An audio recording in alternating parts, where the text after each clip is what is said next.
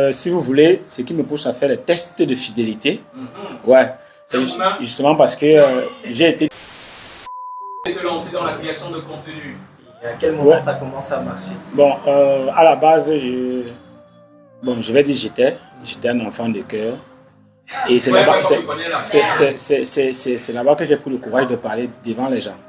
Parce que parfois, marcher où tout le monde est assis, il faut le courage. Là, j'ai eu le courage. Et après ça, j'étais aussi photographe. Au lycée de Melon, j'étais photographe. Ça m'a déjà donné l'envie d'être en contact avec la caméra. Et de deux, j'avais un courage. Et maintenant, ce qui me pousse à entrer dans le micro-trottoir, c'est parce que j'aime toujours connaître ce que je ne connais pas. En fait, j'aime entrer, oui, exactement. Donc, en posant les questions, je me sens à l'aise. Je suis fier en le faisant. Maintenant, si vous voulez, ce qui me pousse à faire les tests de fidélité, ouais, c'est justement parce que j'ai été déçu. Et je me suis dit, comment résoudre le problème d'infidélité?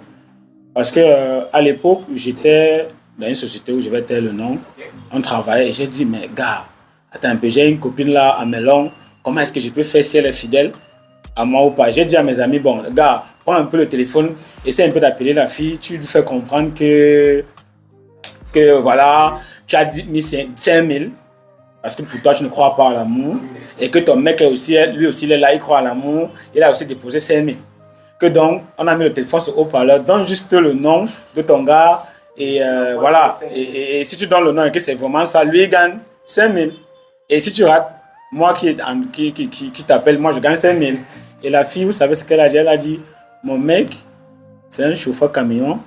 En fait, la fille était la fille d'un, je sais pas, vous savez, à Melon, il y a les coxeurs. Oui, c'est eux qui écrasent le café qui sort au champ et tout ça. Donc, c'est le chauffeur de son père qui était le gars avec qui elle me trompait.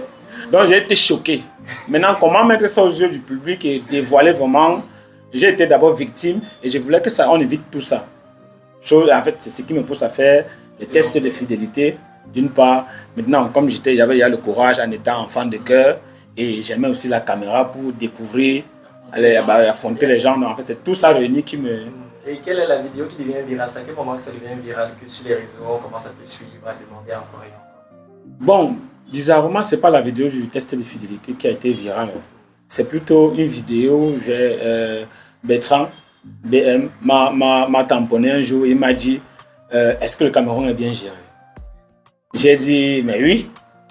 Vous savez, quand tu as peut-être 2 ou 5 abonnés, tu as peur de dire la vérité. Maintenant, à la fin, il me dit, on va prier pour toi.